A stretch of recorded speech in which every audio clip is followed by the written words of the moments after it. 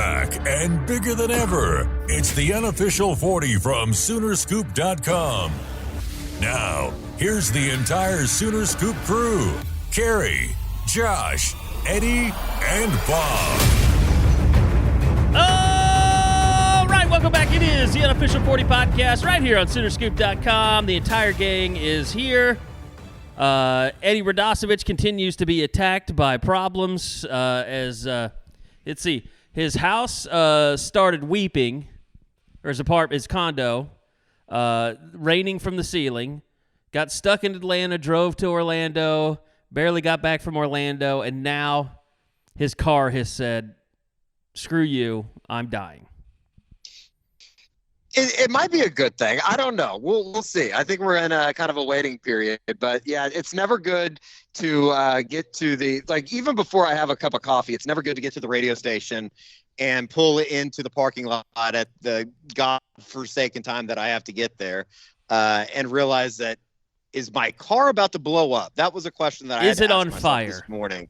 Yeah, like, what is there a fire underneath the hood, and am I going to have to deal with that? On most mornings, it would have been, yeah, you know what? If I can get out of radio for like an hour, maybe this would be better if it just blows up. But anytime that Oklahoma is within 5 minutes of closing out a win at Allen Fieldhouse like they were on Tuesday night, I was already in kind of a piss poor mood, and that was just kind of the icing on the cake, on top of the cake this morning as they pissed that away last night. I was told this was too morbid of a discussion for radio this morning, but will Terry Evans? It'd be perfect for here. Will Terry Evans die before OU wins at Fog Allen again? They might not play there anytime soon. I know. There's only 2 more games there. You know, that might have been the last trip. Maybe, yeah, maybe one. Maybe they can squeeze one more out next year at some point when they inevitably get screwed. But yeah, that was a tough one to swallow. And like, by the way, if you don't know, Terry Evans, we're not going to just kick this off with basketball. Terry Evans was on the last team to win in Allen Fieldhouse. If you didn't, if you're not a basketball head. Yeah, and if I remember right, he was awesome that night, right? I was 6. Oh, he was fantastic that night. Yes. Yeah, like he was the reason they won. 30. Yeah. That was back when I watched OU basketball. Like, you think of the performance that Buddy Hield had there, and I mean, it's just like, the refereeing is never going to go your way in Lawrence. I mean, like, never. You're never going to get a call there, and they're always going to get calls they shouldn't get.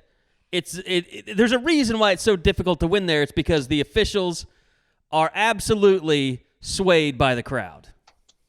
And then the last 5 minutes happened. Like, the refs kept KU in the game, but Yes, OU fell apart in the last 5 minutes. There's nothing you point toward. Oh, that's another blown call, another KU call. That's not, that's not specific to OU. That happens to almost every team that goes in there.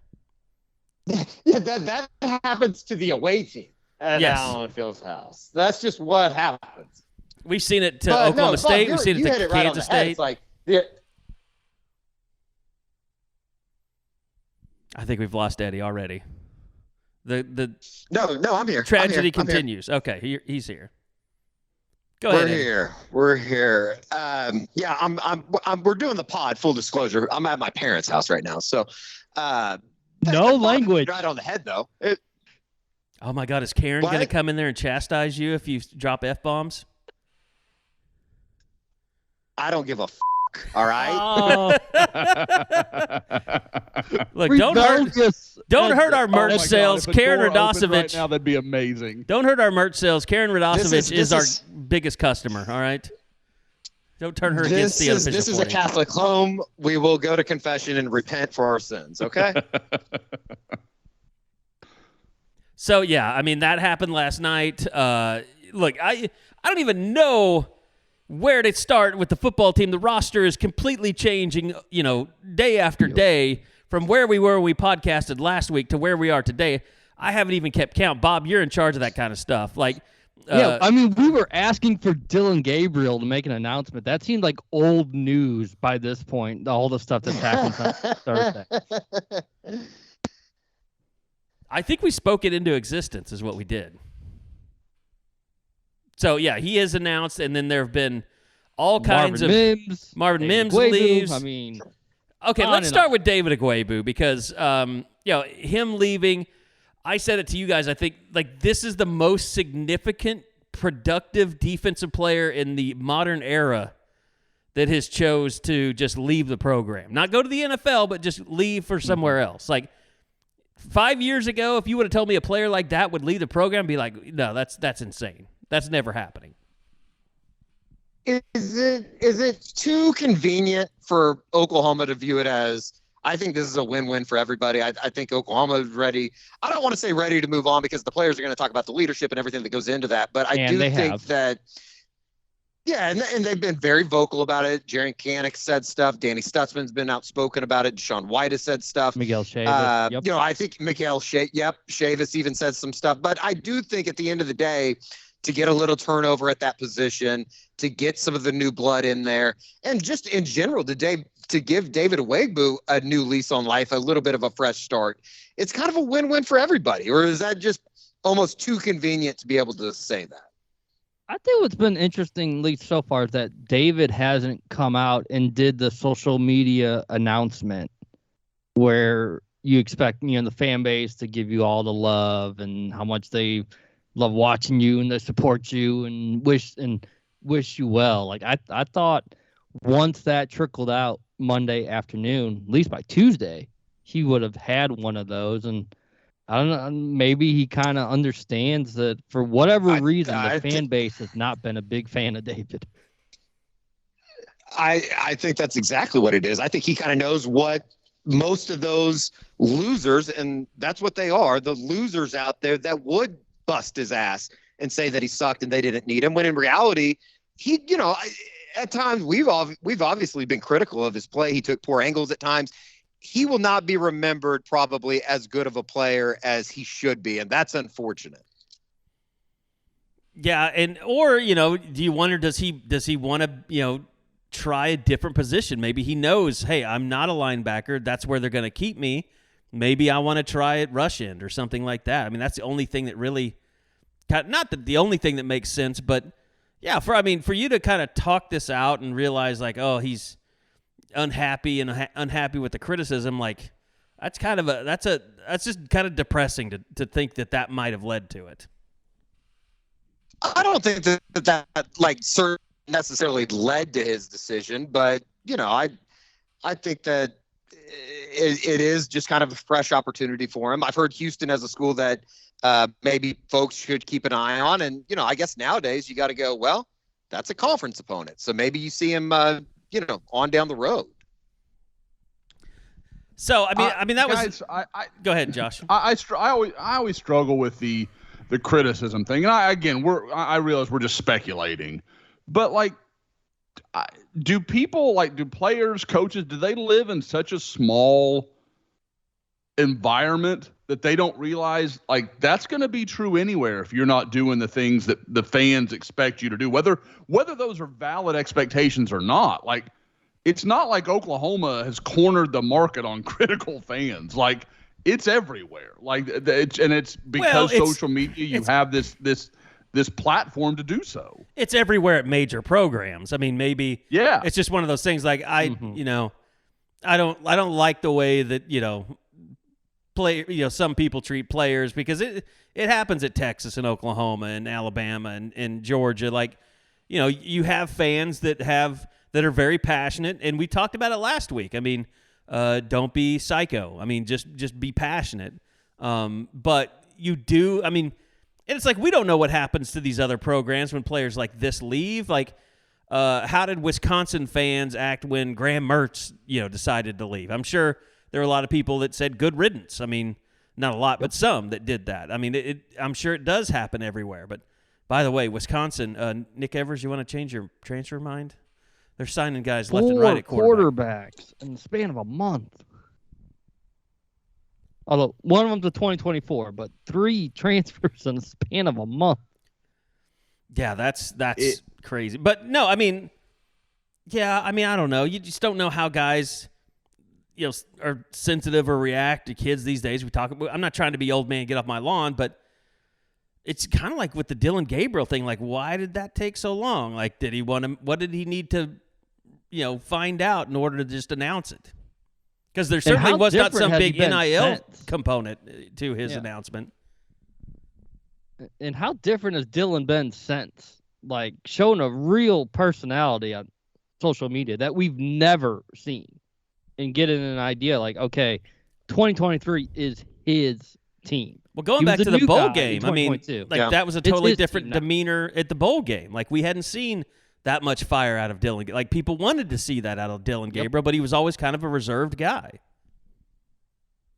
No, it's probably hard to be outgoing. Like, I don't think that you capture the spirit of a locker room and get your teammates to not like you if you are that bottled up guy that I think a lot of people thought he was. I don't know. I think that sometimes we only see these guys and kind of based off what they tweet, and then obviously in our day-to-day interactions with them, which isn't very much. And, we see them for 5-10 minutes, and then they have to, basically answer, questions on why they sucked the week before. So I don't necessarily know if we actually see his person. I think he's a lot more outgoing, I guess. But Eddie, you're forgetting the fire. You guys are forgetting the fact, like, he didn't show up after a tough loss to the press conference. Like, he obviously takes things pretty tough. And I mean, he got emotional in the press conference this year at one point. I mean, like, he does tend to seem like, for a quarterback, like, wears his emotions on his sleeve a little bit more than what we've seen.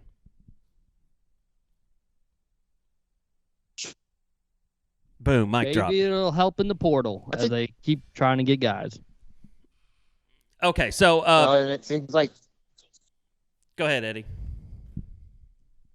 No, I was just going to say, it seems like the portal is kind of down to a focus on two positions. I mean, obviously, we need to get into the defensive line stuff with the Boathride and the Devon Sears commitments, but it seems like you're kind of focusing on two right now, and that's finishing things off at wide receiver, with Andrell Anthony making his announcement yesterday from Michigan, and then how many more guys do they take? We need to get into the wide receiver coach position with Emmett Jones, which seems like a fantastic hire.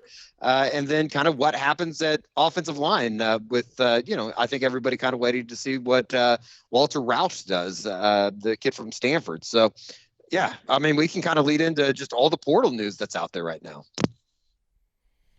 Well, let's get into it. Since we were here last week, what is our count exactly on guys that is it 10? 10 It's players. nine scholarship. I think the punter's a walk on, but nine scholarship. Okay, yeah. So let's go over them. And we went we've gone 3 straight days, Sunday, Monday, Tuesday, with someone. So we'll see if we can keep that streak going. Josh, why don't you kind of start us off on what you feel like the highlights have been over the last week? For me, I think the two that really stand out are Andrell Anthony and Rondell Bothroyd. And I think I'm saying that name right. With Anthony, I mean, you're getting a 6'2", big, long, athletic guy, very much kind of fits the mold of the receivers we talked about when Jeff Lebby was hired. Like, he doesn't, his track record at UCF and Ole Miss, there's not a lot of Marvin Mims's in there. There's a lot more big, vertical, north of 6'1" type guys. So he fits that mold, has speed, can stretch the field. In one of, as a true freshman last year, in one of Michigan's biggest game, their only loss until the playoffs in 2021 against Michigan State was the biggest game of his career. 6 catches, 155 yards, 2 touchdowns. Everybody kind of thought, this guy's going to be a superstar. And really this year he was kind of supposed to be that number 2 guy.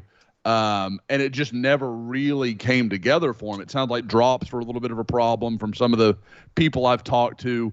But the talent's there. I mean, it's just about him being more consistent from everything I've read. And I think Oklahoma's offense could fit him very well. On the defensive side of the ball, Bothroyd, the big defensive end from Wake Forest. I mean, this is a guy that has been ultra productive. I mean, 30.5 tackles for loss, 16.5 sacks in his career at Wake Forest. This guy's played a lot of good football. And, you have to think he's a guy that Brent and the staff are familiar with from their time in the ACC. I mean, they know this guy. They've seen him up close. And for Oklahoma to land him when there was there was plenty of talk of him going a couple of other places, that's a big win for OU. And I think both these guys are capable of becoming day one starters, but at the very least, they are, from day one, they are rotational guys. And Bob, I mean, you've been tracking it and writing the articles kind of, for you, anything in particular stand out just about maybe not just the best guys, but maybe the better stories or the better, pass to Oklahoma and Oklahoma's maybe their successes on the portal trail. I think it's just interesting how fast things come together. And I mean, that's portal life, but you think like Matthew Lee, like boom, as we were talking during the pod, he's in Norman, and then by Sunday he's committed to the Hurricanes. It's like it's how quickly a name enters is like, oh, I got to watch this, and how quickly it leaves if they don't pick your school. It can just be like a 48-hour period where you're all in trying to get this kid, and then boom, you just got to move on to the next guy. And that's kind of where I want to go with Josh, because at receiver, there's gonna be guys. There's always targets. You could find a receiver in December. You could find him in January. If Walter Rouse from Stanford ends up picking Nebraska, which I think is the bigger threat than Iowa, where would Bill Bedenbaugh, where would OU go to try to fill that void? That is the really interesting question. And, there are obviously, like you said, I mean, there's going to be another window open. You wonder if Oklahoma would look at, like, okay, maybe we wait and see if somebody hits the portal in the spring, that kind of thing. But for me, the one that I kind of, and I'm trying to pull him up here real quick because I'm forgetting his name. Kid out of Washington. Nope, that's not what I'm looking for. Vic Kern. Yeah. Yes. And there is talk of him coming in this week for a visit. And so I want to see if that comes to pass. But I think that is kind of the backup plan at the moment. Like that could be the direction they go. And he's more of a kind of utility offensive lineman. I don't think he's a pure, Rouse has started a whole bunch of games at left tackle. He's a much more natural fit for what OU's trying to do.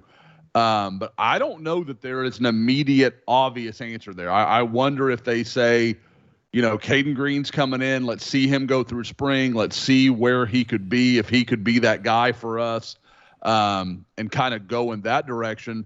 Or, like I said, I mean, they may have to make some tough decisions or look, again, to who maybe emerges out of the portal in the spring. With Rouse, I mean, for me, guys, I mean, you can certainly weigh in as well. I know there was some talk on the board that, he'd commented to a Nebraska site that NIL is not that big a part of things for him. I don't mean to sound like the homer here, but I don't understand a lot of situations where you'd pick Nebraska over Oklahoma right now, knowing what you know of those two situations, knowing what you know of Bill Bedenbaugh and his track record, and the fact that Oklahoma just doesn't have a left tackle ready to go right now. Like, if that's not what it is, I don't know what you're basing the decision on, because I don't think there's a position on Oklahoma's roster that there is a more clear need for an experienced guy to come in and take the job. It is strange that, it's a guy from Stanford, and it seems like the emotions are kind of dragging this thing out a little bit. Or at least he's playing the game. At least he's playing the game. Yeah, I mean, hey, get your bag while you can get it, I guess. It definitely sounds like he is, how do we say this? It sounds like the recruitment is you're having to recruit it's not just Walter that people are having to talk to. I think he has a team. Yeah. I think he has not like representation by any means, but like an advisor and, I think a parent that's involved and, there's just a lot of hoops that are having to be jumped through, I guess, is probably the best way to say it. At some point, and this is probably a biased opinion because, we cover Oklahoma. We see what they do. I mean, they just killed Nebraska last year. No, you wasn't any good. But at some point, the money shouldn't be the differentiator. It should be what's also the best situation. And to me, if you can just get close to whatever the money is that Nebraska's throwing around, that's all I would worry about. Because, I mean, to me, and like I said, biased opinion probably, it seems like Oklahoma's the no-brainer, just best destination for a guy with 1 year. Well, and especially if you're not even going to be on campus for more than 6-7 months. I mean, realistically, how long is he going to be even in Norman or Lincoln? It's not going to be very long. Unless you believe in Matt Rule. You want to be there as he sets the foundation that Brent just tried to do this previous season. There's some pride in that. Sure. Whatever, you Nebraska homer. There's 100% a selling point. Okay, so I know Bob did really. He was complimentary of his trip. So, I mean, back to the receivers. Let's talk about Emmett Jones hiring. Latest on LaDainian Washington.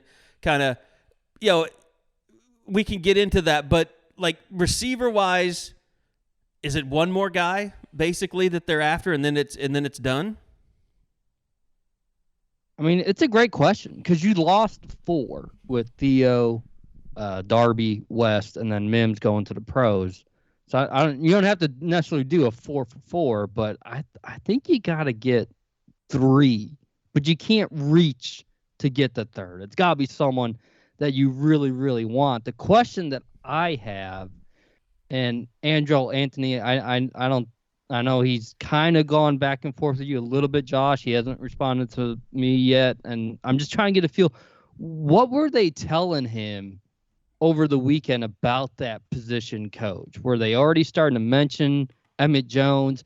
And would it be smarter to go this weekend and say, let's bring in more guys, and they know that Emmett is the guy? Maybe Emmett can even be on campus at this point, and you let him kind of go to work and see what personalities, fit with his.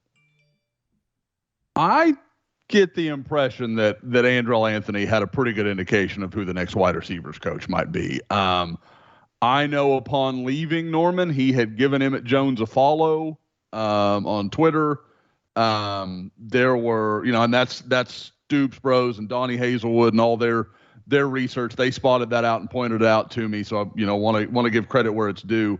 But speaking of some people, I don't think it was a huge secret because I know, I've mentioned to you guys that there were even some players that were kind of throwing around his name a little bit, like they had heard something. So I think Oklahoma was fairly, I don't know if aggressive is the right word for it, but kind of hinted like, okay, this could be the guy.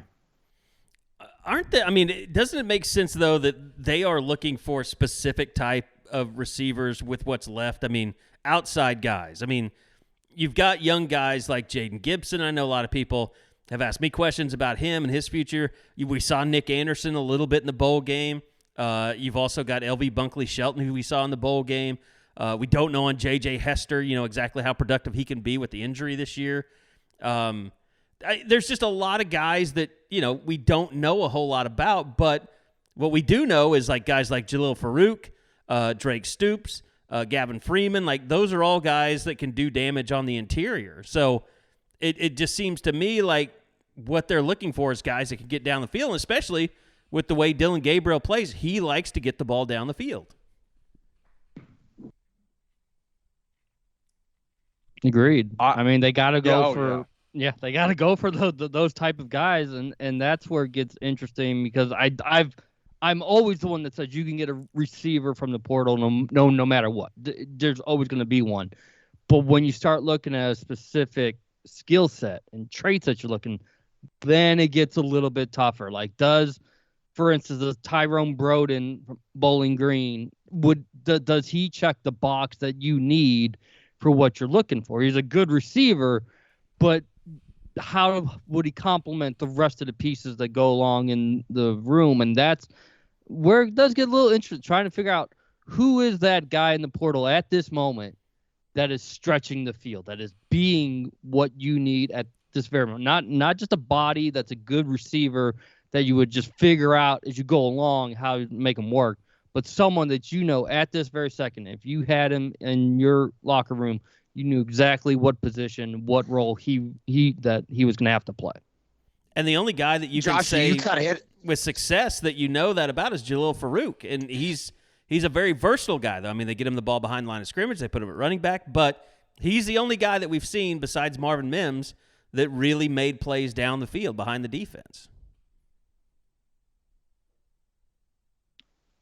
Guys, I mean, I think you guys are both talking about a good topic here. Like, you look at how the body types are changing. Look at the receiver room. Like, there's, I mean, 3 or 4 guys in that room next year that are going to be sub 6'2". You're going to have Petaway. You're going to have Farouk, who's a bigger guy than I think people think he is. And then basically Bunkley, Shelton, and Stoops. Like, I mean, this is going to be a basketball team.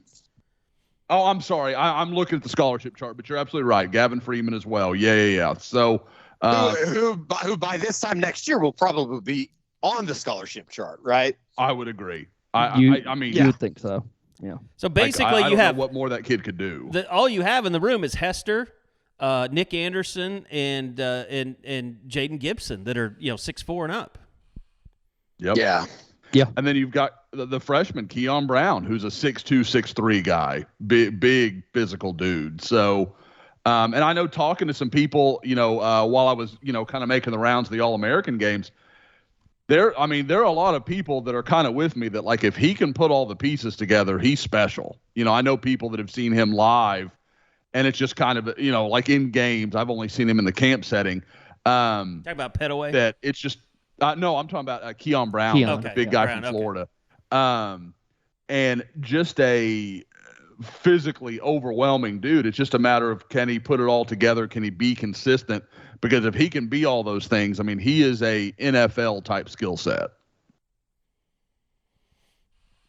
I think as far as the rest of the portal goes, it's going to be fairly interesting. Let's get into the maybe options there, Josh. I know you wrote some stuff from Oklahoma. We've talked. I think that the Bryson Green kid's name from Oklahoma State's a very intriguing name that is out there. And then what more work can Emmett Jones do now that he kind of hits the ground running as Oklahoma's wide receivers coach?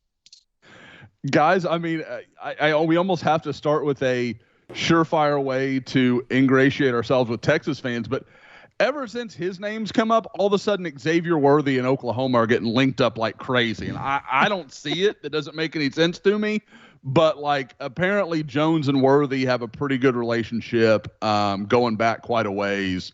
So, do I think it's anything? No. But, I mean, it's almost one of those things like it's so crazy. You just kind of got to be like, well, we'll mention it. But, no, like you said, Bryson Green, Oklahoma State, I know there's a lot of buzz with him and Ole Miss, and I'm not saying that's not completely possible, but just talking to people, it sounds like he's one of the guys that OU really thinks they can land. They think they have a chance with.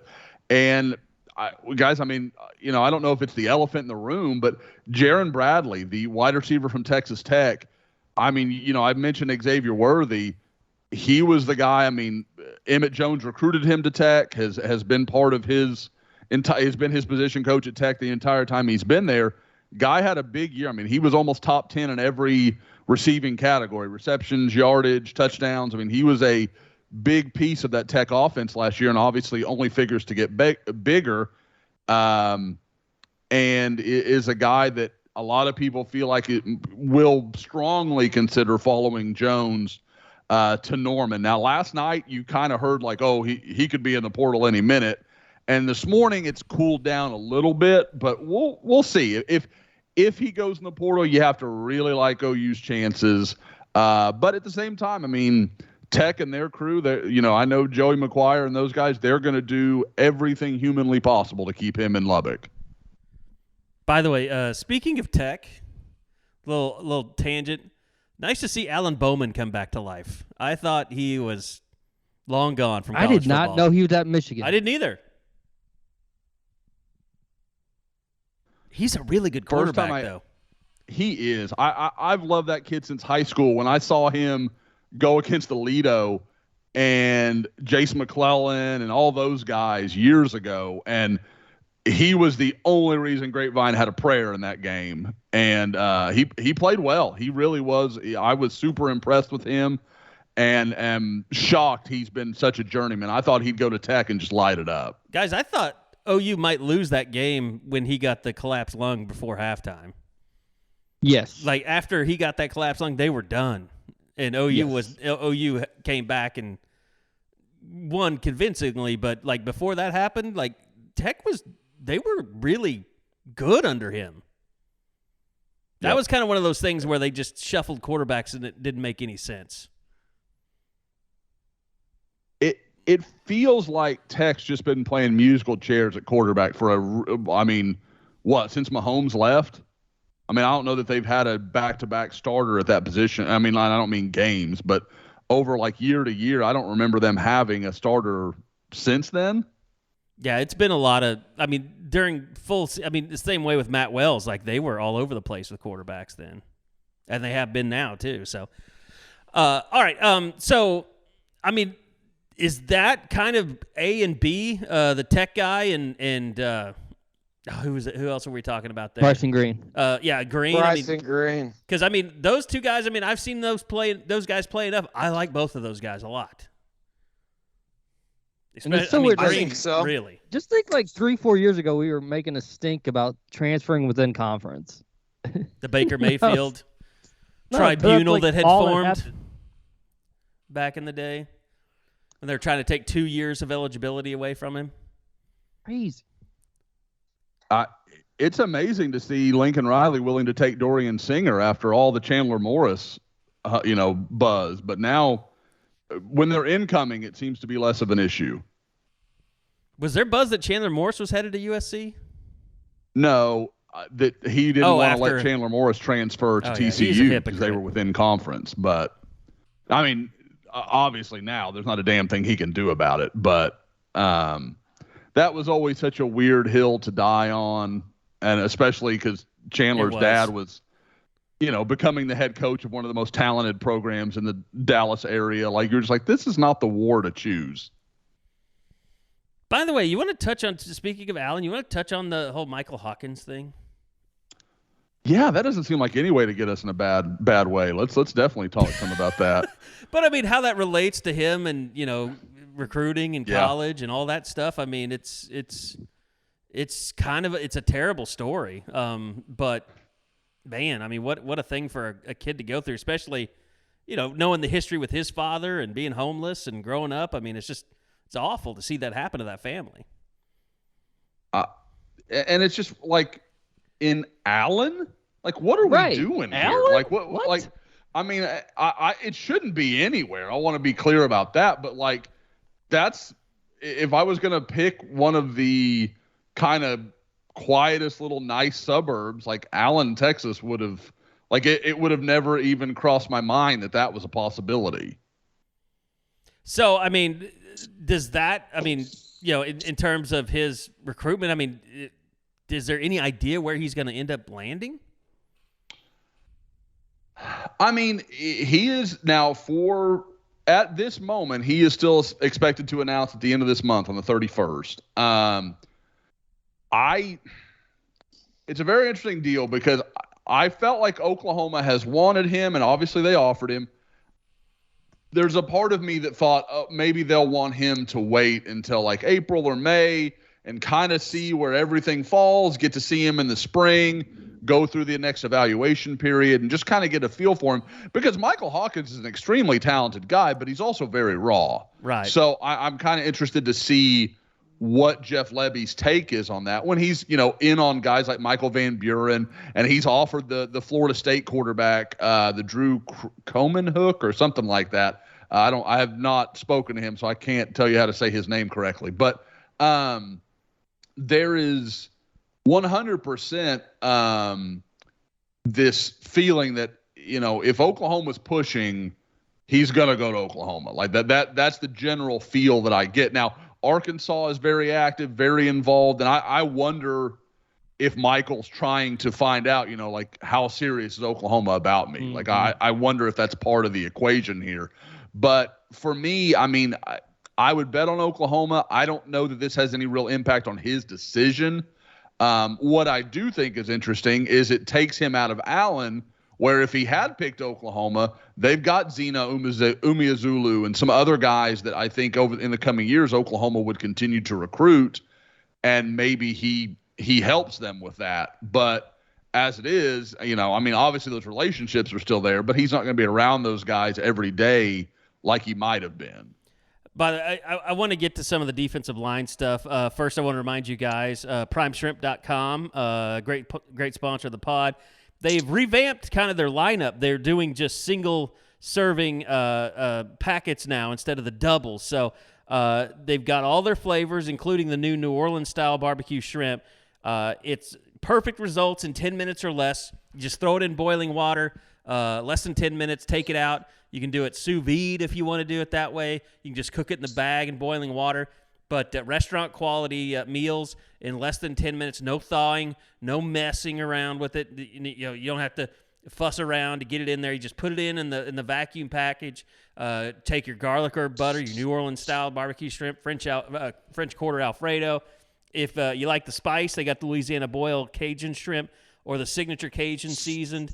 And if you just want to have it unseasoned, do it on your own, you can get the unseasoned pack. But right now, go to primeshrimp.com, Prime shrimp.com, enter that promo code SoonerScoop, and you'll get $20 off your first order. That means basically you can get yourself a couple of packs and just pay shipping because each pack's either $11 or $10.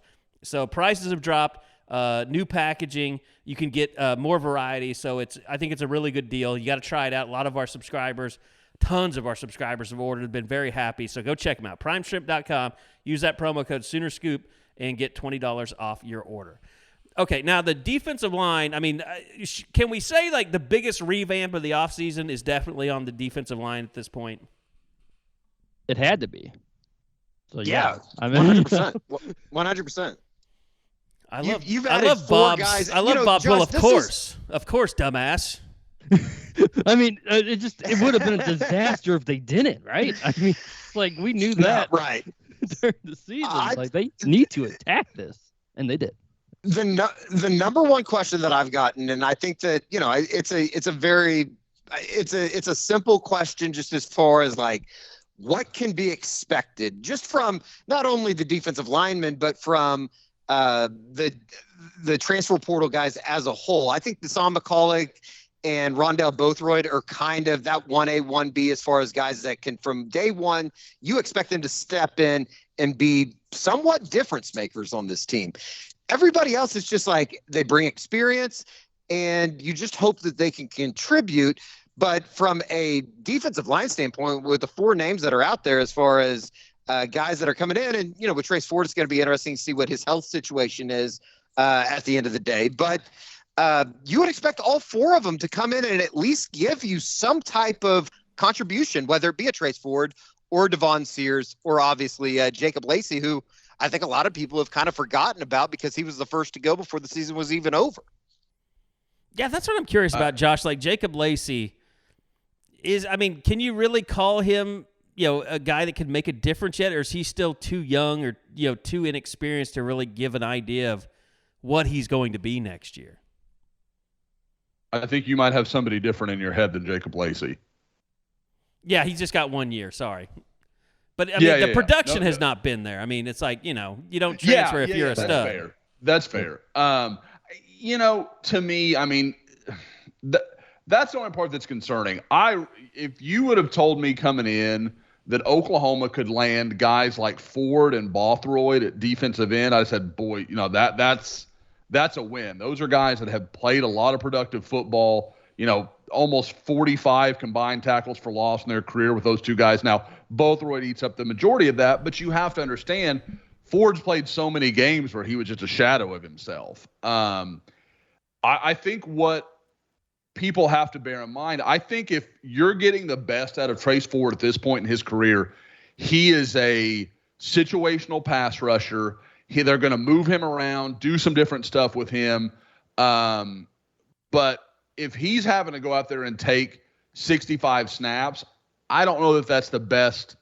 I don't know that you're going to get the best version of Trace Ford in that situation. Now, maybe I'm wrong, and maybe he's fully healthy finally, and whatever has bothered him in the past is kind of there. But to me, I think if you use him that way, you can get a guy that you kind of steal 6 or 7 sacks from. I think Trace Ford is that gifted and that talented. Bothroyd is like I said, to me, just looking at what's there, it feels like that guy should start. Like, he feels like he should be a starter on this defense and brings a lot to the table. The only part that's concerning to me is the defensive tackle. Like, Jacob Lacey is a good, solid player. Like, he is a, kind of in that Josh Ellison, Jordan Kelly, he's in that, like, he can play good football for you. Is he going to dominate? No. Like, that's not what you're going to get.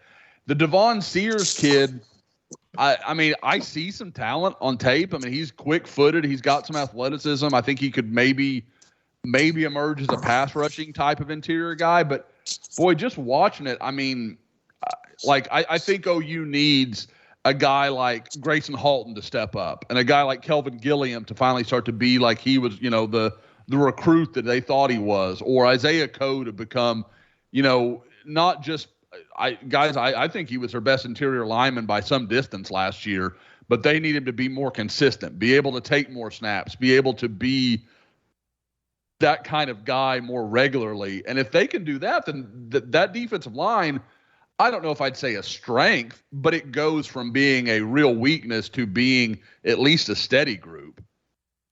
Yeah, I think that's the unknown for me when managing expectations is like, okay, Jonah Laulu and Jeffrey Johnson had all the experience in the world, and they were supposed to be these dynamic difference makers. They were just contributors. So now when you bring in someone like Sears, who wasn't like all world at Texas State, like he's not coming in with the pedigree that some of the guys from last year had. It's hard to really try to, like, you can't pin your hopes that this is the guy that's getting it over the hump. So you have to sort of just accept who they are and not put upon them who you want them to be. Bob, the one thing that kind of buoys my thought on him, he's a junior. Like, I would understand it if OU took a senior, probably not unlike the Caleb Schaefer kid from Miami of Ohio. Like, he's a depth guy. He adds experience. Like, he brings some good things to the room, but isn't going to necessarily take snaps away from younger, more talented guys. The fact that they're willing to take Sears, like, they see something. I mean, like, they think there's something there, because there are plenty of other defensive tackles they could have taken that only have 1 year. You don't have to, have that on your scholarship list for 2 seasons. I mean, they have time, with him, both to coach him and both they have to hope that he becomes something, because he's eaten up 2 years of a scholarship where they could go get another guy like Jacob Lacey that is just going to be there and be gone. And if it doesn't work out, then, hey, no big deal. So that's part of it. Like, I'm like, well, maybe they just feel like there's something that hasn't been unlocked, or they feel like he just needs to get a little bigger or stronger or whatever it is. But I wonder if they see something where they think, and I'm not saying they think he's going to become an All-American, but like, hey, maybe this guy could be a good role player for us.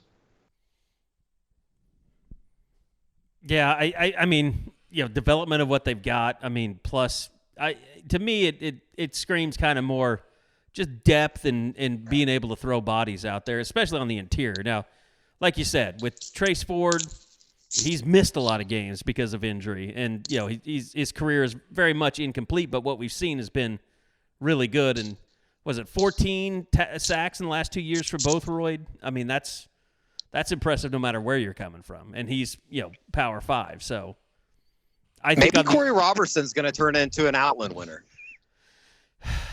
I'd just be happy to see him dress up on game days. It is shocking in terms of portal that he never entered. I think that was one that we all thought would enter at some point, and maybe he still does. I thought he was maybe the safest bet on the roster. Yeah. With some of the stuff that had been said by, I believe, his mother, and just, boy, it didn't seem like they were pleased at all about the situation in Norman. Yet he's out there working out and posting workout videos, working out with other people. I mean, it's just like he seems to care. I mean, I don't know. I don't get it. I need to have that frank conversation with somebody like, what's the deal? Because there's definitely a deal. I mean, I don't know what it is, but there's a deal. Because he is the most perplexing player on that roster, and he has been for a while. Because we've seen him make plays. Yes. And guys, I mean, for me, I really thought he was going to stay and play in the bowl game to get a little tape out there. Like they were like, okay, well, here's the deal. You stay with us, ride with us, play the bowl game, and then you can enter the portal the next day. We'll help you make it fast, and we'll get video up of you. Like I thought like that was Josh going to Ellison. happen. And yes, exactly. And then nothing happened. We have some breaking news. It's nice that we get it during the pod instead of after. I guess this is breaking news. I mean, Eddie, you just put this in the text group, the DM group that we have. LaDamian Washington, Thinking Sooner Nation, says, this has been one of the toughest decisions of my life. Doesn't actually say what the decision is. That seems like a farewell, doesn't it, guys? Oh, absolutely, yeah. That's sure what it reads like, yep. But, I mean, Josh, I know you've been reporting on this the last few days. Like, was it simply, him looking for a position job, obviously somewhere? That was the only way he'd be able to stay at Oklahoma. Do you think it came down to just, hey, they didn't hire me for the job, and it just I don't feel comfortable being here? I mean, I don't know. I mean, I don't know how much that advances your career when you stay somewhere that failed to promote you. Yeah, and because you wonder what the perception. Because I mean, how are other schools going to react to that? Well, he just wants to be a staff guy at OU. I mean, like whether that's fair or not, that's how some will perceive it. What my impression was that probably with the exception of just kind of being in limbo for about the last week to 10 days, I got the impression that LaDamian, from everybody I've talked to, thought he was handled fairly. Like they didn't feel like I don't think there's any bad blood. I think he very seriously gave Oklahoma a look from everything I've gathered. And I know yesterday about, after the Emmett Jones announcement, and there was, and he put out the tweet of what did I miss while taking a nap. Like I said, I had gotten the impression that he might be more likely to stay than to go. But I think, again, he's got aspirations, and he knows, for the same reason that Oklahoma probably wasn't ready to hire him, that he didn't have any real experience coaching wide receivers at this level of football, he's got to go get it somewhere. I mean, if he wants to keep climbing the ladder, he's got to go somewhere. So like I said, yesterday afternoon, I was leaning toward that he was going to stay. That was kind of the impression I'd been given by some people pretty close to it. But at the same time, I think maybe someone came in, and I know he'd had offers over the last few weeks had come in. So there'd been talk of Western Kentucky. I know Tulsa had reportedly made an offer, or not reportedly, but I had heard had made him an offer. So there were opportunities out there, and I'm guessing he just decided to take one of them and, kind of get started with, maybe climbing the ladder and, who knows, maybe ending up back at Oklahoma someday. Well, and I think go ahead, Eddie. Oh, I was just going to say, I don't think that it can be said enough just how awkward of a situation he had to be forced into this past season, and how much not only the players talked about him, but I think the players' parents appreciated him for stepping in the situation that he did and handling it in the manner that he did. I think everybody kind of gave him rave reviews, just as far as, I'm not talking about development or anything like that. I think that, that could be debated, but just from a standpoint of having to fill in for Kel Gundy and the awkwardness that came into that situation, he handled it pretty damn well, all things considered. Well, and it's a totally different thing to think about a scenario where they're going to hire somebody else and staying on staff, and then living through that where they did hire a guy, and then you're sitting there realizing, like, okay, I didn't get this job. Like, it's a totally different – it's got to be a totally different set of emotions for you. It really kind of crystallizes what your decision should be. Yeah, it's like it's not a knock on Emmett Jones or how he feels about Jones, but yeah, I mean, and at the end of the day, he's just got to, I wanted this spot. It's not mine. Maybe I'm better off, go forge in my own path, and then we'll kind of see where it takes me. And how do you go from being in charge of that room to not being in charge of that room? Like, how's that going to feel with those guys that you've been developing? Yep. By the way, And it would just You would've been also awkward. wonder if it's easier for the players. Like, is that awkward for them? sure, yeah. For the guy they spent a year looking to, now he's on the sidelines kind of taking, no other way to say it, taking orders from a different guy. Absolutely. Deadsoxy.com. Go check them out. DEADSOXY.com. New standard in socks. That's what GQ says. They are premium socks made for the hustle. They got the True State technology. Game-changing True State technology keeps your socks in place. Flat seams, buttery soft. I mean, that fabric is light as a feather. You get the team colorways. You can go for some bundles. You can get the no-show socks if you want. Lots of different options for dress socks, and go check them out. More and more patterns and styles being released all the time. And like I said, go use that promo code SoonerScoop. You'll get 25% off even sale items. So load up that shopping cart, use that Scoop code SCOOP, and get you a nice little discount there at deadsoxy.com. Just fantastic product. We all have them, wear them, love them. Deadsoxy.com. Go check them out now at the website. And as always, stay soxy. Okay, so outside of this, just waiting to see what else happens. I keep getting asked this question by the guys on the radio station. We talked about Corey Robertson, and anyone else that you're kind of keeping an eye out for out there that could enter the portal before this is all said and done? It would go back to the Aguebu situation. There are some seniors like a Jaden Davis or a Marcus Stripling that have exhausted their eligibility but now have the COVID year option, just like David. Do they come back for another year, or do they hit the portal? Have they, is their time in Norman up? Like, they don't know what else they could do if they stayed in Norman. So those are kind of guys. There's three. Jordan Kelly's another one, but I think he's staying. I just don't know if he's ever going to announce he's actually staying. But Jaden Davis and Marcus Stripling, I could easily see their vantage point saying, it's been nice, it's been real, but for this final year, I want to go somewhere where I think I'm going to play a heck of a lot more. I don't know. I mean, Jaden Davis, I just think of him as a guy that's really come on strong later in his career. Like, started out good, went through a rough spell, and just seems like a guy that's starting to figure it out a little bit. And plus, we've talked. I mean, even back to Zoom days when we talked to Jaden Davis, he was like a breath of fresh air. Like, he is. Oh, he is so bought into this team and his teammates. All his teammates. Yeah. You need a teammate. He'll sit and talk about his teammates a lot more than he'll talk about himself. Yes. I'd be surprised to see him leave just because of our interactions with him over the years. But you don't know what's going through a guy's head.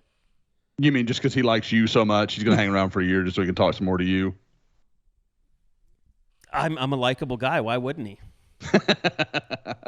Guys, the one that I have always wondered about, just because at various points in his career, we've always heard this guy, this could be his spring. This could be the year, and it's just never happened. And that's Marcus Alexander.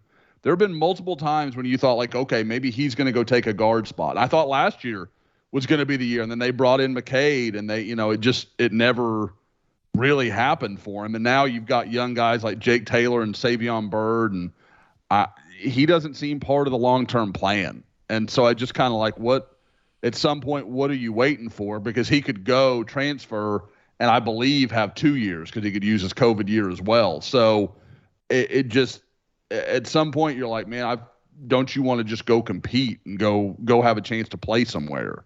I know this is driving Bob crazy because they haven't updated the roster. But do we even know if Bray Walker plays football anymore at this point? I mean, he played the bowl game, and then we heard he's in the portal, and then went through that whole song and dance last year too, and then he came back. It's odd when you get to those 4th and 5th year players, and has their priorities in life changed from when they entered as freshmen? Is it more about, I want to graduate, I want to be with my buddies, and that's good enough for me? Or is it still, I want to play. I want to go somewhere where I can start, where I can show what I can do. So you just never know, like, how your mindset changes, 3-4 years later compared to when you were like a top 100 recruit, coming in as a freshman. Well, we see these guys all the time that are coming up, a guy like Caleb Schaefer, went to Miami of Ohio, and he goes to Oklahoma, and it's just like, holy hell, what am I looking at here? It's a different sport. Well, the same thing, Bray Walker goes to A&M, goes to Oklahoma, goes and looks at all these major programs, comes into the portal, and I'm guessing his opportunities are, of a much lesser variety. And I think it's probably hard to be like, I've had this for 4 or 5 years, and now I'm going to go that just so I can play. I mean, like, I'm sure there's a give and take to that, because I would think most guys, especially a guy like Bray Walker, is pretty honest with himself that the NFL's probably not in the future, no matter what choice he makes next year. So what does that look like? What does that mean? I like I said, it's interesting. And I was talking to a coaching buddy the other day, and he was just saying that a lot of these guys go in there and they just expect everybody's going to start calling, and then all of a sudden it's a trickle and they can't go backward, and they're just kind of out there in limbo forever. I mean, we've all seen that. I mean, Oklahoma's still got several guys that went into the portal that there's been no word on. So I don't know. I mean, like, some of these guys I feel like could find a landing spot, but some of them, man, like, they go in there and kind of expect it to be like it was out of high school, and it's just not those days anymore. Well, they don't. Josh, you kind of insinuated it at the time, but I don't know what I thought the act was, but I'm kind of shocked we've heard nothing on the Clayton Smith front. Yeah, that was interesting, because I mean, I talked to some people, and I mean, the guys, he was a former 5-star. He had offers from a ton of big time programs. Really came down to Oklahoma and Texas, and I wonder if maybe the market isn't what he thought it was going to be. And I don't mean that as a shot at Colin. Sorry, reading something else. I just don't think that there was a lot of landing spots for him, because I know some G5 programs that I kind of thought maybe would get involved that I don't think were that interested. So I don't know if that door is open for him to come back. I mean, there were a lot of nice words said about him. I know Miguel Chavis was very complimentary when he left, but I've got to think OU's thinking, man, we're building going forward, and we replaced Clayton Smith with Trace Ford, and we like our spot in that trade. And so I don't know. Like, I think, and my hope is that more guys will see this and start to think, oh, okay, maybe I've got to dig in and work here. And I know people, that's kind of an old take, and I know that, not every guy leaves because it's about the work. But there are some guys that it's not about your talent, man. Your talent's not what's holding you back. The coaching staff not holding you back. Like, you've got to do it day in and day out. And I think when the portal's out there, sometimes it makes it tough for guys to, kind of make that step. Well, even more so on just a commentary, just as far as, I think what is specifically happening in Norman, I don't know if you guys saw Alan Kinney's tweet. I think it was yesterday. It was on the 10th, talking about David Owegbu being the 13th defensive player that had been recruited by OU's previous staff to enter the transfer portal in the last 2 years. Of those 13, do you guys have any idea how many of those ended up at P5 programs? Yeah, because we talked about this 2, yesterday. Wasn't it? I saw the Fields. Tweet. It was 2, I think. Yeah. And one was Pat. It was 2.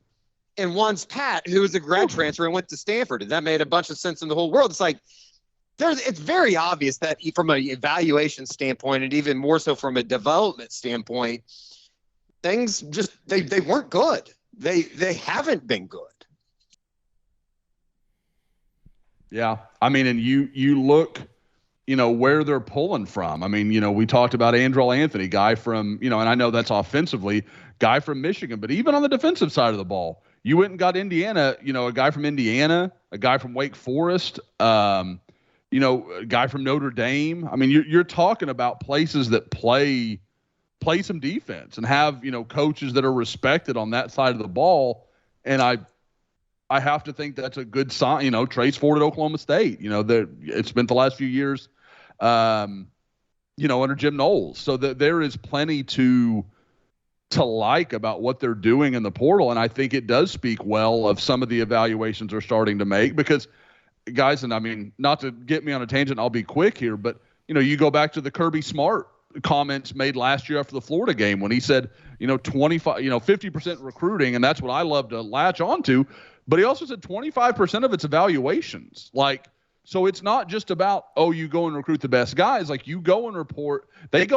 Georgia goes and finds Jordan Davis. It was a 3-star. Nobody was over the moon about Jordan Davis and turn him into a first-round pick. Like, it's not just landing the elite guys, because not every guy in your class is going to be a Rivals 250 or better guy. Like, you're going to have some guys where you have to trust your ability to evaluate, and I think it's pretty clear that was lacking at times under the previous regime.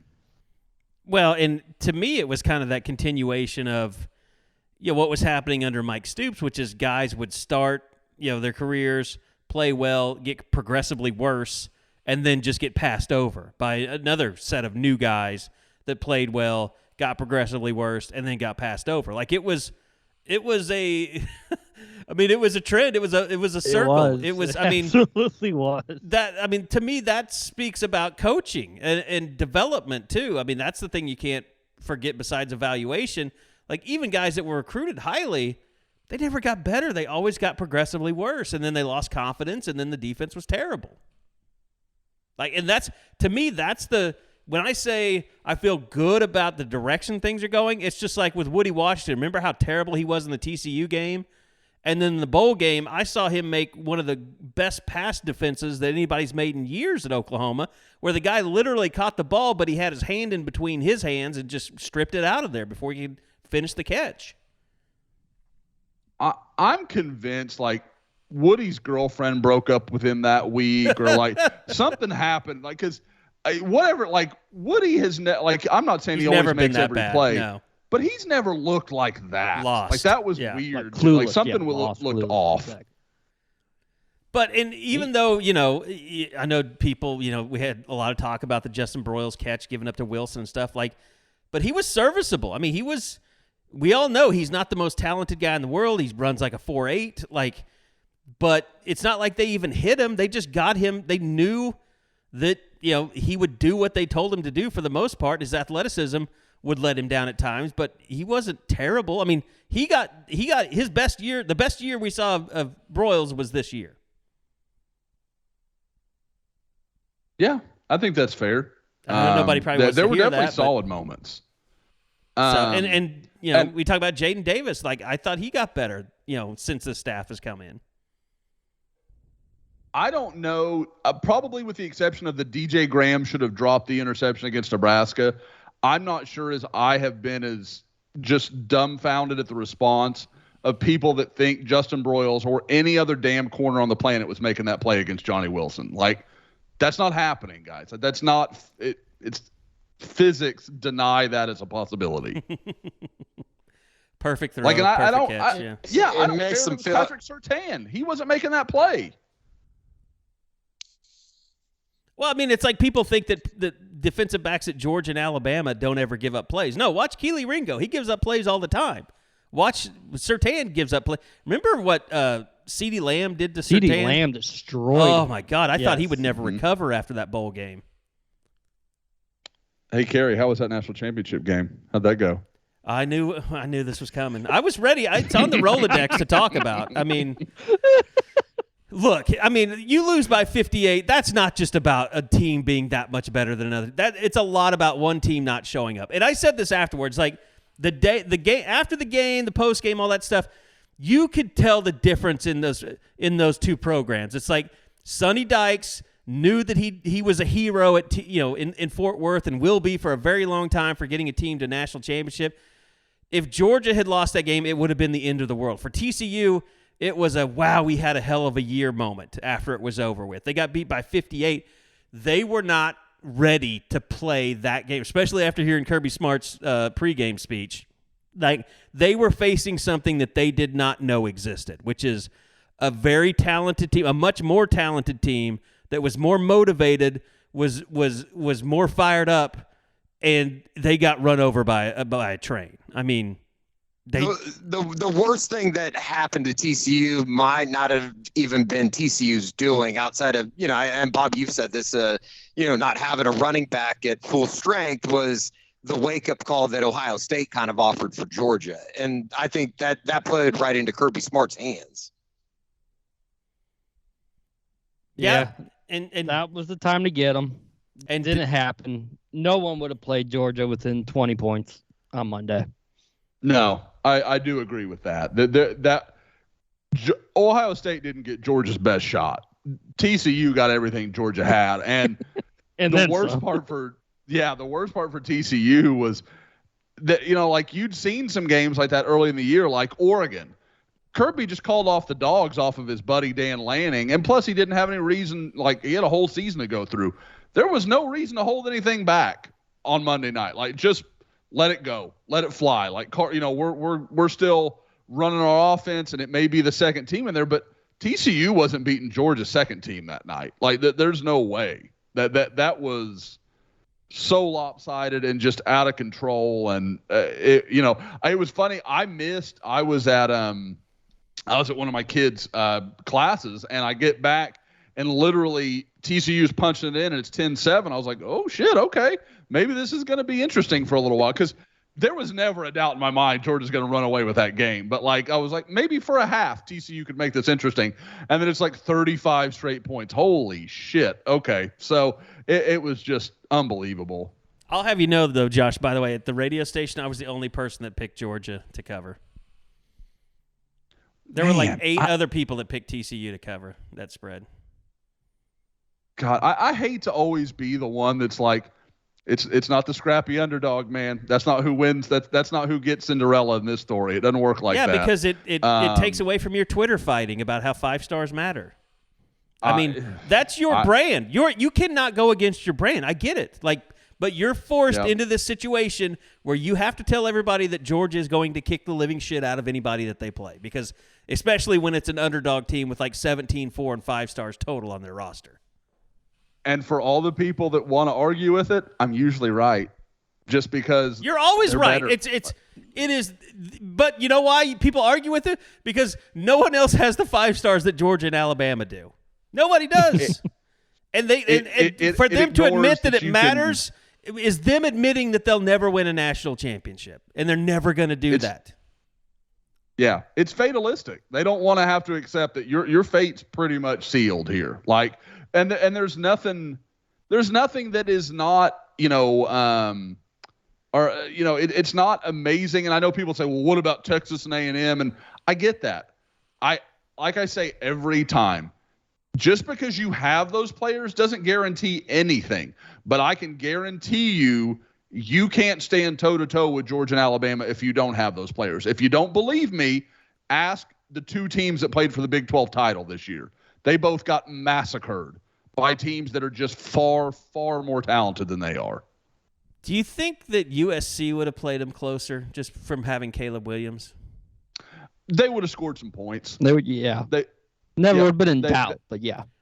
It would have been a lot like all of Lincoln Riley's playoff appearances, except for Georgia. It would have been they got behind big, kind of made a game out of it, but eventually were never really in it. Correct. Yeah. Probably somewhere between the Alabama Orange Bowl and the LSU Peach Bowl. Something you scored some points, and you can, but you were never winning this game. Okay, but see, here's the problem that people have with your approach on that whole thing when you get into this argument every year on Twitter. You're basically telling people that Santa Claus isn't real. I mean, you have no tact, no bedside manner. It's just you saying, well, where do you think the presents come from? How do you think he fits down the chimney? It's impossible. It can't happen. I know kids listen to this show because Santa is real. I'm telling you. I'm just saying Josh is the guy that tries to tell you he's not. People want to believe in the underdog. They want to believe in Cinderella, and you basically say, no, Cinderella doesn't exist. There's no underdog. Hand up. I talked myself into thinking that TCU could find a way. I thought this was just one of those special seasons that they were going to be able to put everything together and at least give us a game that maybe was within doubt in the fourth quarter. And, I figured that Max Duggan and those guys would have some trouble offensively against Georgia's defense. The biggest difference to me was just what Georgia's offensive line did to TCU. I mean, it was men versus boys. It truly was men versus boys in watching Georgia's offense against TCU defensively. But here, Eddie, this is my take on this whole thing. It's like we talk about the 4 and the 5 stars, and 5 stars don't matter, and Texas A&M is proving that. Guess what? Georgia and Alabama are the only two and this is why I feel so not confident but good about Brent Venables being at Oklahoma, because he understands this and Clemson understands this. You have to be a football factory.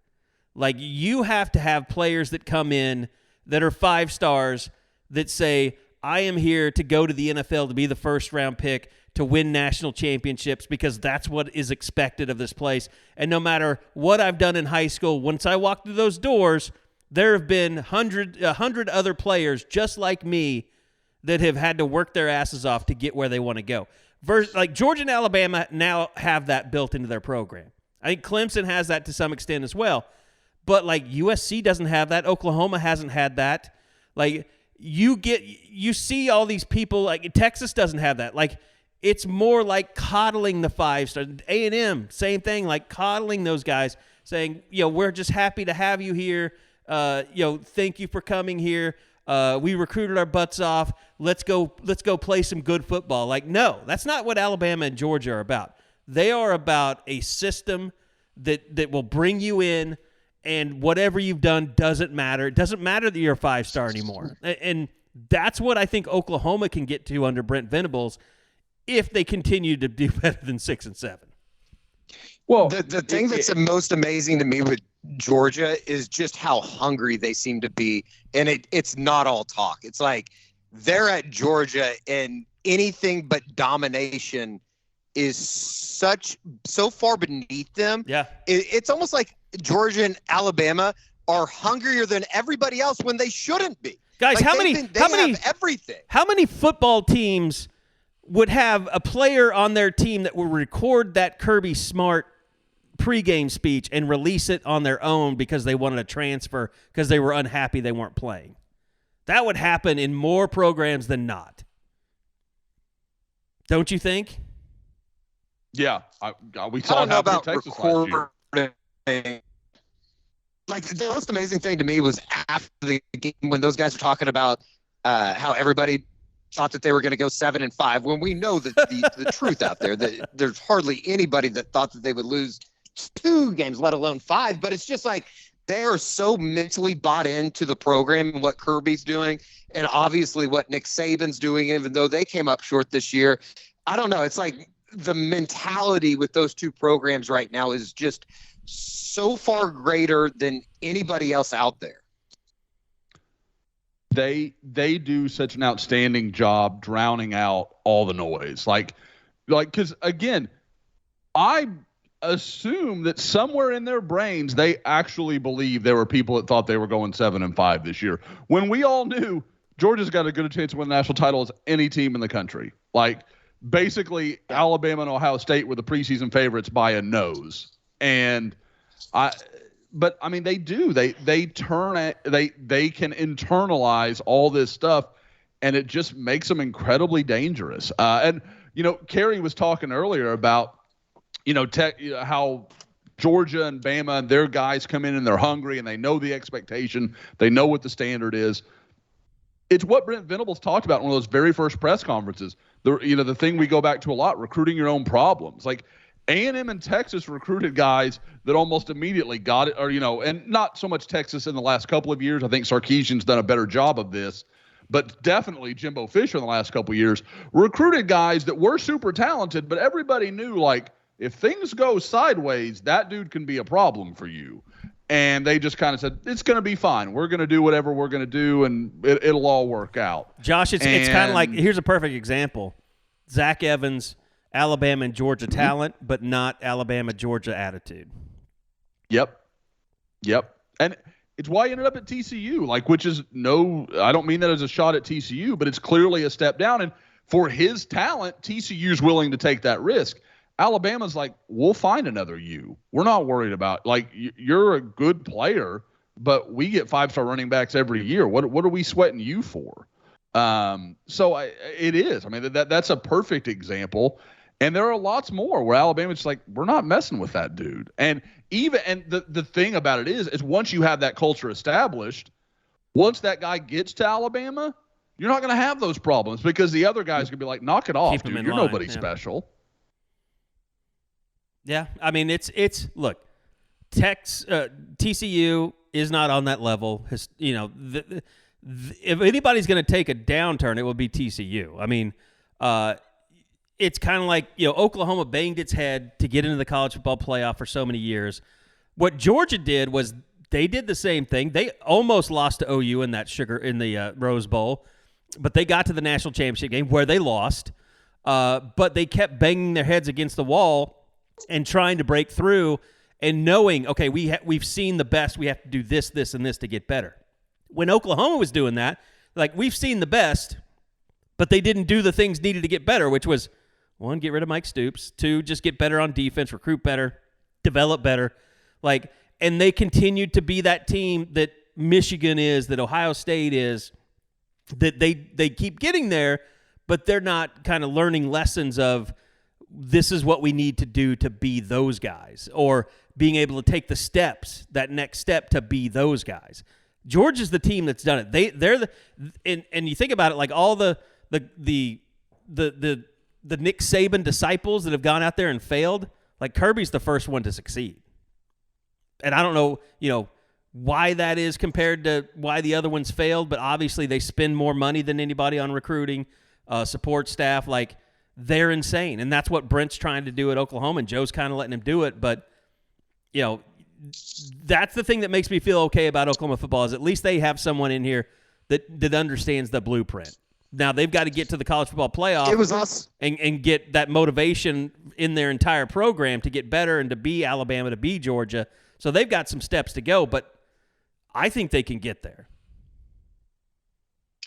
Kirby also walked into a pretty good situation at Georgia. It's not like that thing was actually depleted. He took over from Mark Richt, and it's kind of like what Brent took over at Oklahoma in a way. I'm not comparing the two, because obviously the fertile recruiting ground that you have close to Athens, and then obviously, but just from a program that was trying to go from good to great is kind of, the moniker that has been used in Norman. There are some parallels as far as what Mark Richt had built and what Kirby inherited into what Bob/Lincoln had built into what Brent's trying to get at Oklahoma. Well, and you also have to realize too, like, the rise of Georgia has coincided with the fall of Florida State and Florida and teams in that region. Like, their rise has been partly due because they've taken the players that those other schools were getting. Just like Alabama, their rise. I'm trying to think of who took the fall, but basically Clemson. I mean, all those guys are in that same region with all the same players. We haven't seen somebody outside of that region really take hold yet. Whether I think there's enough talent for Lincoln to do that, USC, Texas or Oklahoma has the talent to do that. Miami has the talent to do that, but there's only a few schools, Josh, I think, that have the ability to get on that level out there right now. Oh, I don't think there's any question. I mean, there's just not many schools that can pool the kind of talent. And I say it all the time, and I don't think people hear me when they talk about, like, oh, look at the 2000 team. They didn't have all the 4 and 5 stars. Look at that Florida State team they played that was supposed to be so much better than OU, was a huge favorite in that game, all the things you want to talk about. They had something like 8 first or second round picks in the next 4 drafts. The Georgia team that won the national title last year had 5 in the first round last year.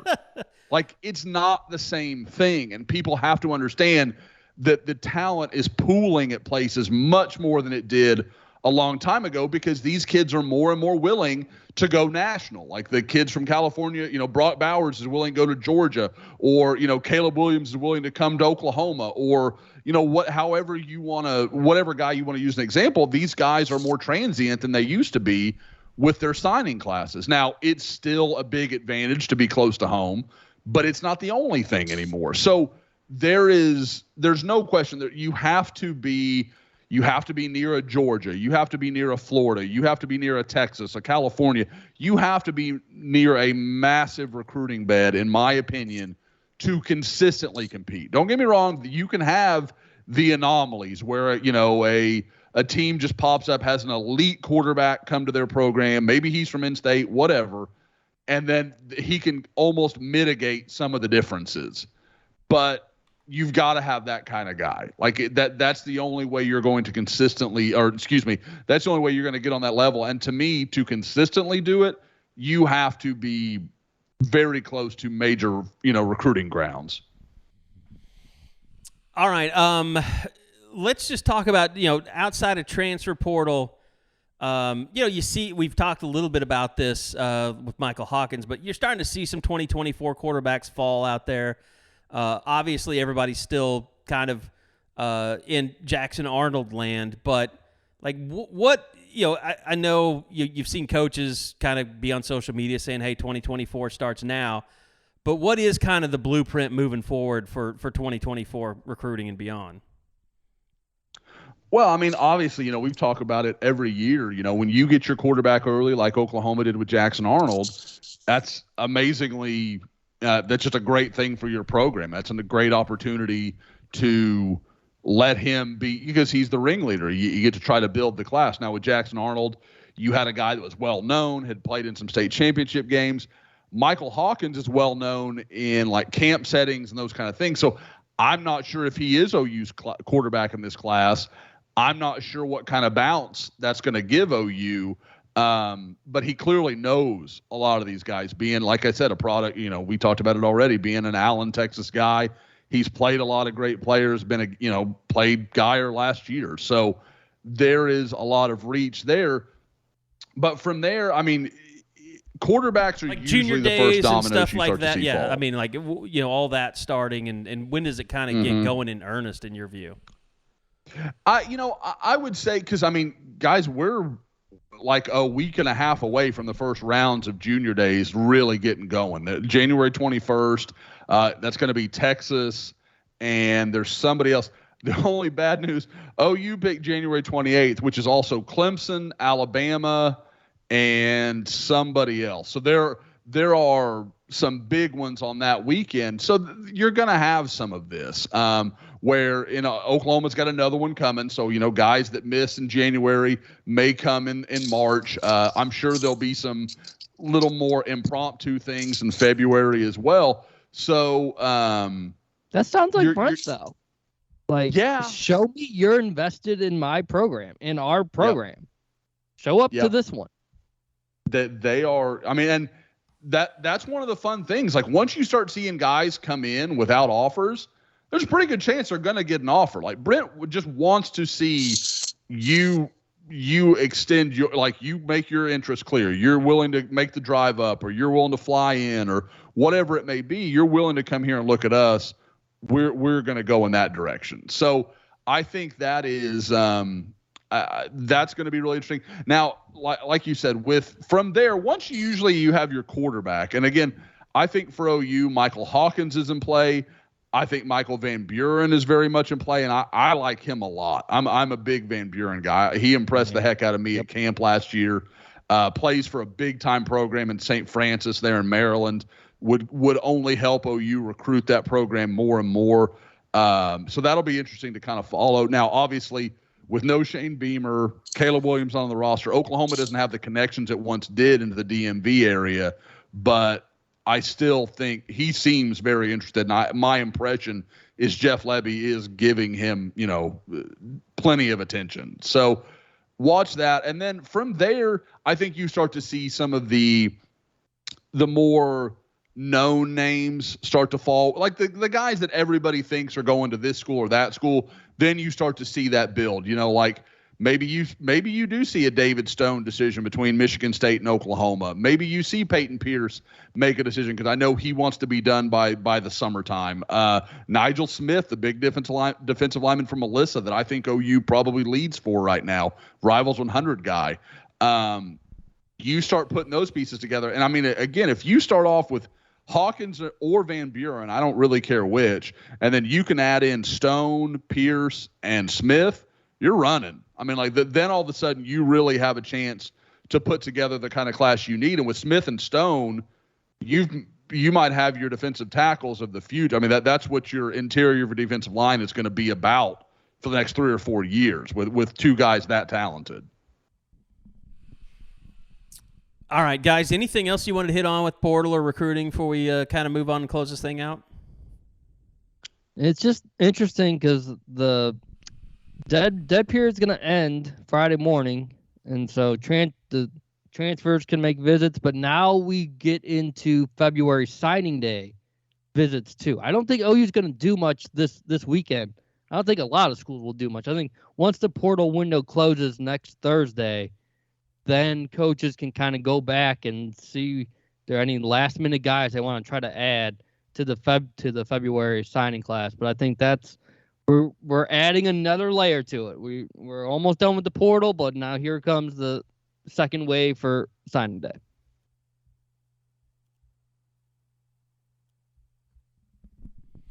All right.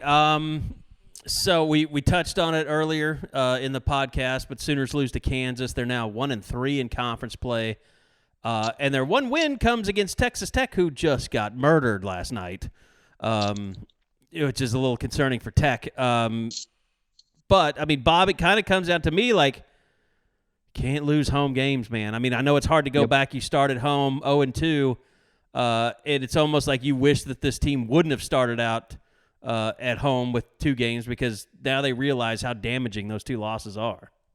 Yeah, you play little revisionist history like, oh, Iowa State's much better than we thought. So maybe we're not as down in the dumps about losing that one as we felt last Wednesday night when it actually happened. But to see the psyche of this team, we're going to find out Saturday, 11 a.m., West Virginia, who's been struggling, a OU crowd that I don't expect to set any records. A lot of people just kind of like, so close, but they can't get it done. So I don't know if I want to go and be there and see this type of team in action once again. But this is a week, a little stretch here. They need to go 2-0. They need to be 3-3. Winning Bedlam in Stillwater is never easy, but you've got to make up for what you've done wrong here, whether it's the Sam Houston game, whether it's losing at home at Texas Cyclones to start the conference season. You've got to pick up wins that you didn't expect. You did it Saturday in Lubbock, Tech in overtime. That I think a lot of people, myself included, saw an 0-4 start, very realistic heading in for conference play. So you got one of them, but you need to get another. And if you can take care of business Saturday against Mountaineers, and then win Bedlam Stillwater, you start feeling good about yourself again. You asked about it, but Joe Bamisil, obviously a guy that a lot of people wondered, okay, what's going on there? He was, ballyhooed is a big transfer get. 16 points per game at George Washington. And he's a no-show so far this season. So what did you take out of kind of Porter Moser's response to your question about where is Joe Bamisil? Dude, you just need to keep getting better and be ready when your name is called. But right now, it is not being called. And yeah, it seemed, something Porter kind of said going into the Florida game, if I remember right. It's like between Joe and CJ Nolan and Ortega. One of them's going to emerge and step up. It was CJ. CJ's been that guy. He's played incredibly, much better compared these last 2 weeks compared to probably the rest of his career at OU. So he's turned that corner. It's up to Ortega and Joe to mentally figure out what they have to do to get to that spot. Because right now it's CJ, and the way he played last night, the way he attacked the rim, that's going to get him more opportunities. That's going to get the trust from Porter to be out there even more. And so you can't be down in the dumps. You can't lament about the chances you're not getting. Instead, figure out the way that you can get some more. And that's going to be curious to what you can see it. Okay, I'm a freshman. I've got time. I can figure it out. But you're Bamisil. You've been at Virginia Tech. You've been at George Washington. What is his mentality? What's his mindset? at this point at his third school, where I'm sure he thought him and Sherfield were going to be the 1-2 combo. What's his motivation, his psyche at this point? Is Uzon taking over like everything is just. I'm sorry. Is Uzon taking over the point guard spot after Kansas? Because he played well. No, what they trying to do is just limit the usage rate for Grant, because he was clearly exhausted physically, mentally after the first 2 months of the season, and always having to be that guy. Like, when you're having to will yourself to wins against like South Alabama, like, what's that gonna mean when you gotta go to Lawrence, Kansas and play the Jayhawks? Like, that was a troubling sign that you needed him to, like, take over, take us home, as the way Porter would phrase it. Like, those are games you needed to be winning by 15, 20 points so that you had an idea of all the guys you could trust going into conference play. Instead, you're just barely getting by. So now these players that you were hoping were playing 30 minutes are playing 35 to 38, and that cannot last. And so they're trying their best to get Los, to get Bijan, to have the ball more so that Grant has just a little bit more in the tank when you get into those final 5 minutes. I thought it worked for the most part, but Los got tired. Los looked exhausted from all the work that he had to do. So that's just going to be a balancing act that Porter's going to have to navigate usage rate for those guys and try to make them as fresh as they possibly can be those final 2-3 minutes. Sorry, Eddie, to cut you off there. Oh no, it's fine. It's just like, I don't know. I think it's certainly frustrating, but then you step back and you realize that, and this isn't going to make anybody feel better about the situation. You've lost 3 games by less than 7 points combined to 3 ranked teams.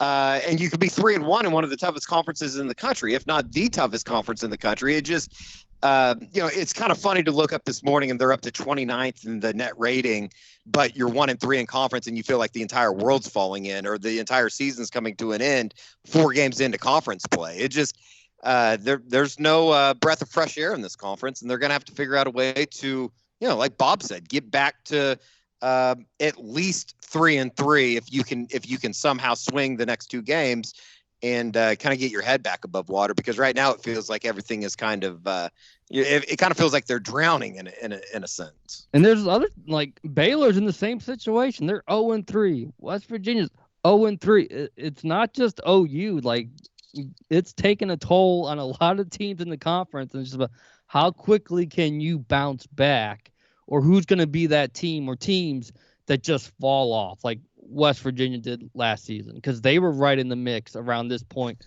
last year, and then finally just the bottom fell. They had nothing left in the tank. They couldn't keep fighting every single game. Is that what we're going to see? Or is there going to be a team or two that just drops off, or do we literally have just dogfights every single night? Yeah, and they have to be able to figure out something to get more out of the front court, specifically with Oklahoma and Tanner Gross. He's just been awful. Like, I'm at the point right now where I just want to see more Sam Godwin, and you live with the results, because I don't know if I can take watching Tanner Gross fumble the basketball around more. It might drive me insane.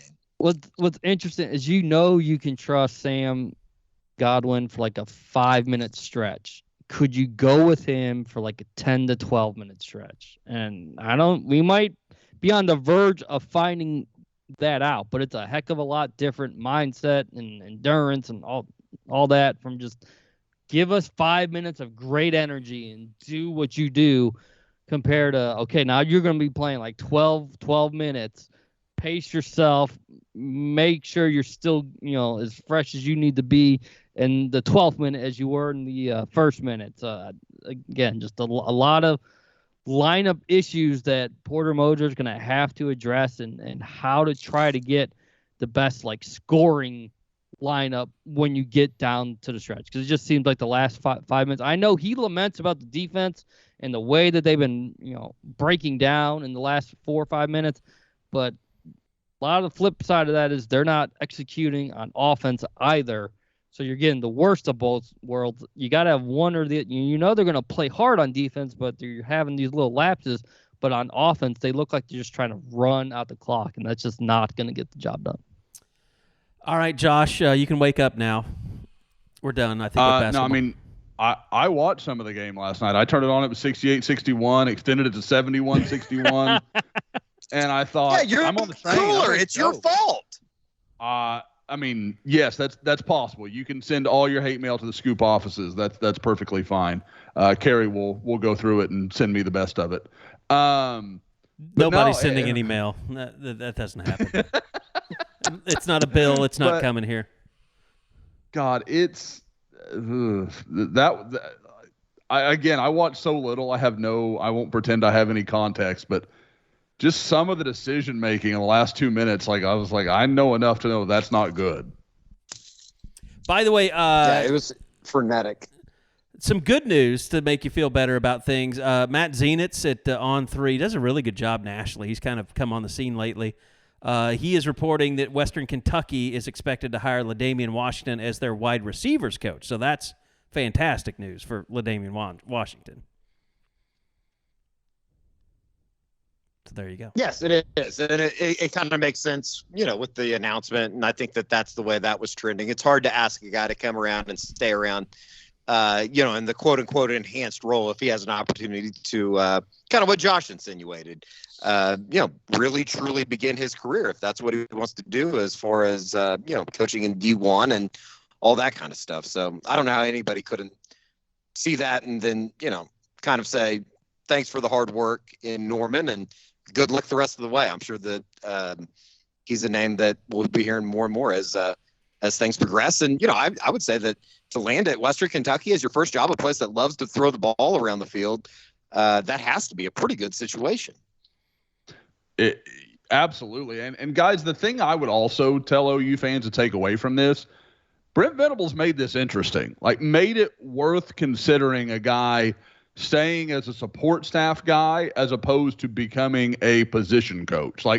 That's really hard to do. And I think it's a sign of Oklahoma starting to build, again, that infrastructure, that word we keep talking about, where guys want to stay because it's a good environment, but B, also because OU's willing to pay those guys. We've seen these guys, rather stay at Alabama than go be the linebackers coach at Arkansas State or something. You see that happen.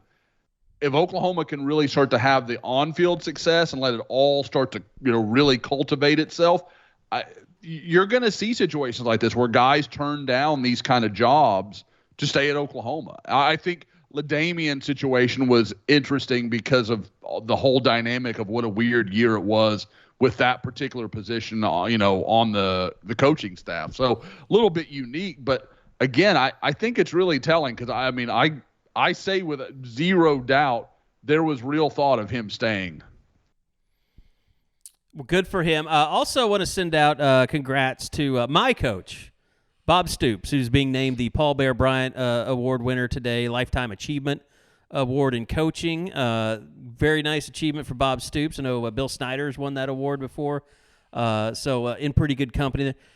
Howard Schnellenberger did win it too, unfortunately. But no, it's a great honor for Bob Stoops. Glad to see him getting recognized out there. And seemed like there was one other thing. Anyway, I was thinking of this one thing. Eddie Radosevich is at his parents' house. It's been an interesting day for him. His car exploded on him. Any word since the pod started about the condition of the car? That would be a negative so far. I think that we're not expecting any news here. I don't think in the short term. So we'll see. Silent prayer vigil to be. If you want to come and light some candles outside of the Sooner Scoop offices for Eddie's car, I could probably use it. My biggest question, as kind of your big brother figure, is does that car even have any value in it if you have to get rid of it? Can you sell that? It's got a giant dent in it. I think it does. I don't think it's a lot, but I think that there is a little value. We have to make sure that the engine hasn't blown up, and we'll see if we'll see where that is here shortly. Rumor has it that can hurt value. Should I make a call to Ed and Will Eskridge and find out if Like what their offer might be? Like is it $500 trade-in value, if that? I think that there's probably more than 500 in there. I think it's probably, I would say I don't even know realistically what it would be. I would say that it's more than 500. I would imagine. If your car somehow makes it, seatbelts in that thing. If your car somehow makes it, but seatbelts in it that he never puts on, and it just sits there and beeps at you because somehow Eddie has the mind that just lets something beep at him. Like, you know how all new cars, like they beep at you if you don't put the seatbelt on. And I remember the first time I don't hear it. I ever got in Eddie's car, because it drives me insane. Like if people get in my car and don't put their seatbelt on, I make them before I go anywhere because I don't want to listen to that beep. But I get in Eddie's car, we're just driving down the road, beep, beep, beep. I was like, doesn't that drive you crazy? Like, put your seatbelt on. He's like, oh, I don't even notice it anymore. Two things that will shock no one. Eddie can let shit go, and B, Carrie is temperamental. Like those are going to come as real rousing surprises to everyone.